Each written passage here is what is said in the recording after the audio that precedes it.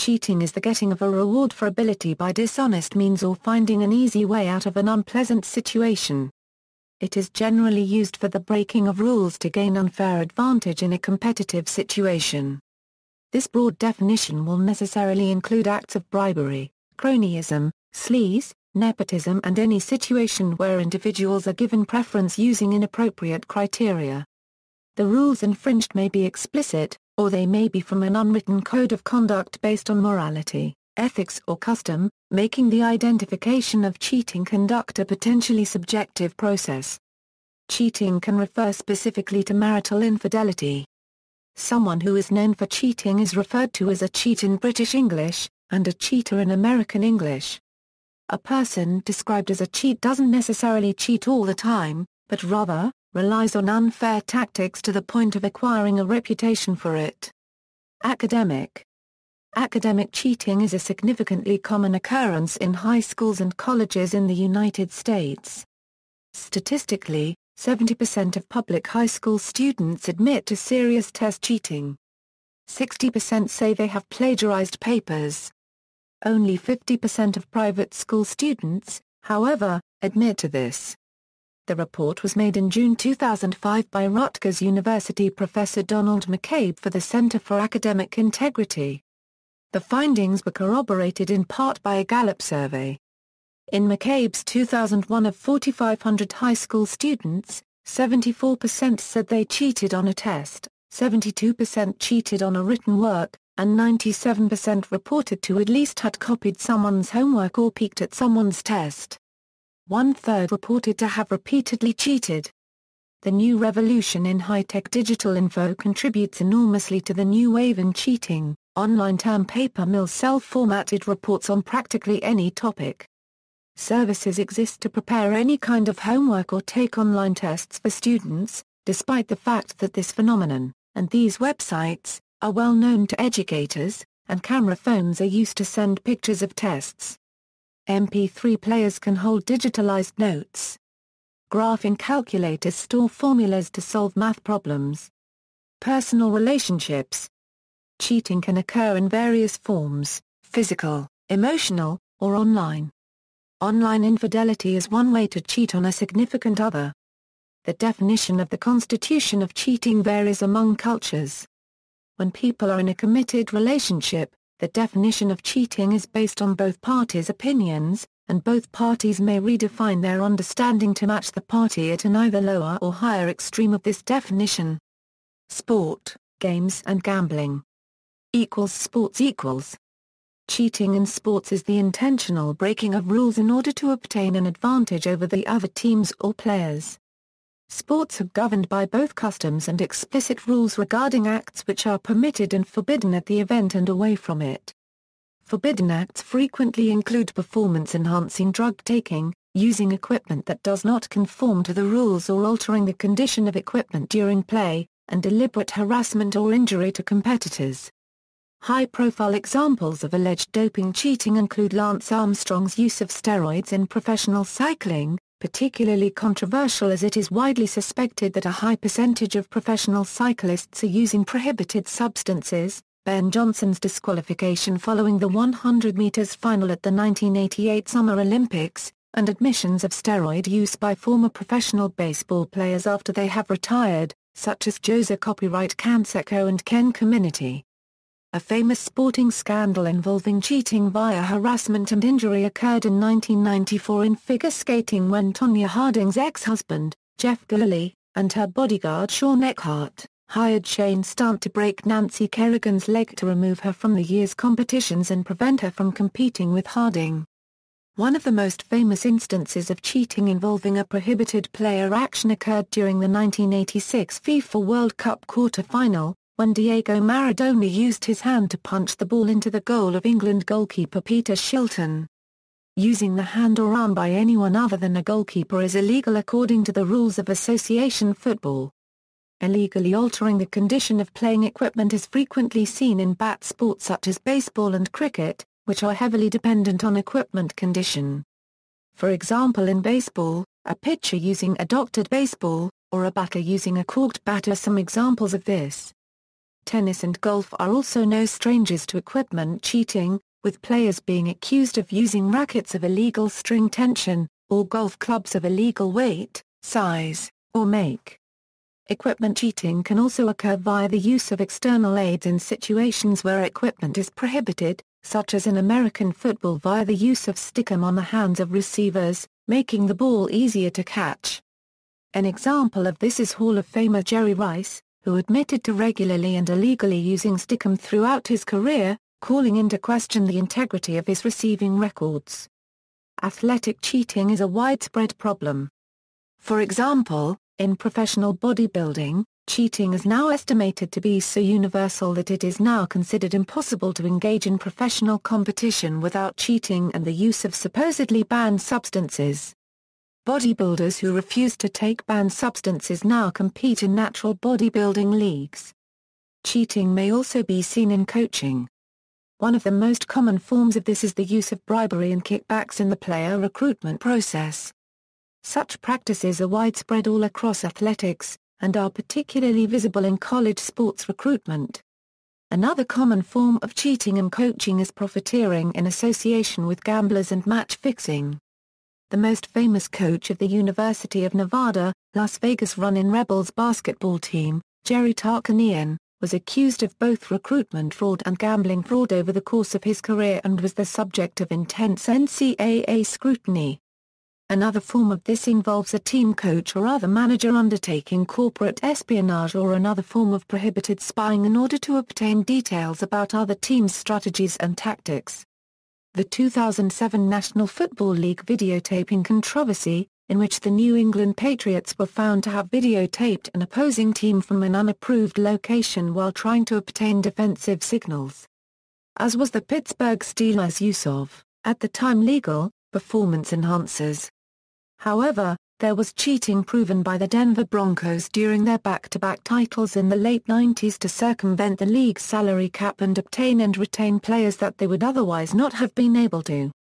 Circumvention of rules governing conduct and procedures of a sport can also be considered cheating. During the 2007 Formula One season, driver Fernando Alonso was labeled a cheat for exchanging confidential information between the teams of Scuderia Ferrari and McLaren, a form of collusion. Another example is widely believed to have occurred in 2002 in Olympic figure skating, when the Russian team was awarded a gold medal over the Canadian team despite a technical error by the Russians. The Canadian team was eventually awarded a second gold medal, but the Russians' gold medal was not disqualified. Video games equals. In video games, cheating can take the form of secret access codes in single-player games which unlock a bonus for the player when entered, hacks and exploits which give players an unfair advantage in online multiplayer games and single-player modes, or unfair collusion between players in online games. Attitudes towards cheating vary. Using exploits in single-player modes is usually considered to be simply another form of exploring the game's content unless the player's accomplishments are to be submitted competitively, and is common in single-player games with a high difficulty level. However, cheating in multiplayer modes is considered immoral and harshly condemned by fair players and developers alike. On one hand, cheating allows casual players to complete games at much accelerated speed, which can be helpful in some cinematic or one-player games, which can take a subjectively long time to finish, as is typical of the role-playing game genre. While this may be seen as a hasty advantage causing no damage to anyone, in a multiplayer game such as MMORPGs the repercussions of cheating are much more damaging, breaking the risk-rewards curve of the game and causing fair players to lose online matches and/or character development. Cheating in those types of games is generally prohibited, though often widespread anyway. In many circles, the purchasing of items or currency from sources outside the game is also considered to be cheating. The terms of service from many games where this is possible, directly prohibits this activity. One area where there is little consensus as of yet involves modern free-to-play business models which support and are supported by the exchange of real-world money for in-game services, items, and advantages. Games that grant excessive advantages only available to paying customers may be criticized as being pay to win, sometimes considered a form of cheating that is actually legitimatized by the system, whilst games that limit real money purchases to cosmetic changes are generally accepted as fair. Another form of video game cheating is when a player does things to interact with game objects that are unforeseen by the programmers and break the intended function or reward system of the object. This can involve the way enemies are encountered, objectives met, items used, or any other game object that contains a software bug. One common example is the exploitation of errors in an enemy's pathfinding. If a player can cause an enemy to become stuck in a given terrain feature, that player can then usually dispatch the enemy from a distance without risk, even if much stronger, and achieve greater rewards than the player is intended to be able to at that level of progression. Another example was common in early first-person shooter games and involved skipping a weapon's reload timer by quickly switching weapons back and forth without actually reloading the weapons, resulting in what was effectively instant reloading. It also can be accomplished through means of altered game files are substituted for the normal files, or image graphics changed to permit greater visibility of the targets, etc. For example, replacing the colors on a dark-colored enemy intended to blend in with the background with a bright color permitting instant visibility and targeting. Generally speaking, there is often some concern that this is not truly cheating, as it is the fault of the programmers that such an exploit exists in the first place. However, technically, as with live sports, it is cheating if the player is not playing the game in a formally approved manner, breaking unwritten rules. In some cases, this behavior is directly prohibited by the terms of service of the game. Gambling. The wagering of money on an event extends the motivation for cheating beyond directly participating competitors. As in sport and games, cheating and gambling is generally related to directly breaking rules or laws, or misrepresenting the event being wagered on, or interfering in the outcome. A boxer who takes a dive, a casino which plays with secretly loaded dice, a rigged roulette wheel or slot machine, or a doctored deck of cards, are generally regarded as cheating, because it has misrepresented the likelihood of the game's outcomes beyond what is reasonable to expect a bettor to protect himself against. However, for a bookmaker to flatter a horse in order to sell bets on it at shorter odds may be regarded as salesmanship rather than cheating, since bettors can counter this by informing themselves and by exercising skepticism. Doping a horse is a clear example of cheating by interfering with the instruments of the event under wager. Again, not all interference is cheating. Spending money to support the health and well-being of a horse one has wagered on is not in itself generally regarded as cheating, nor is improving the morale of a sportsman one has backed by cheering for them. Generally, interference is more likely to be regarded as cheating if it diminishes the standard of a sporting competition, damages a participant, or modifies the apparatus of the event or game. In the world of gambling, knowing a secret which is not priced into the odds gives a significant advantage, which may give rise to a perception of cheating. However, legal systems do not regard secretly making use of knowledge in this way as criminal deception in itself. This is in contrast to the financial world, where people with certain categories of relationship to a company are restricted from transacting, which would constitute the crime of insider trading. This may be because of a stronger presumption of equality between investors, or it may be because a company employee who also trades in the company's stock has a conflict of interest, and has thus misrepresented himself the company. An advantage player typically uses mental, observational or technical skills to choose when and how much to bet, and neither interferes with the instruments of the game nor breaks any of its rules. Representatives of the casino industry have claimed that all advantage play is cheating, but this point of view is reflected neither among societies in general nor in legislation.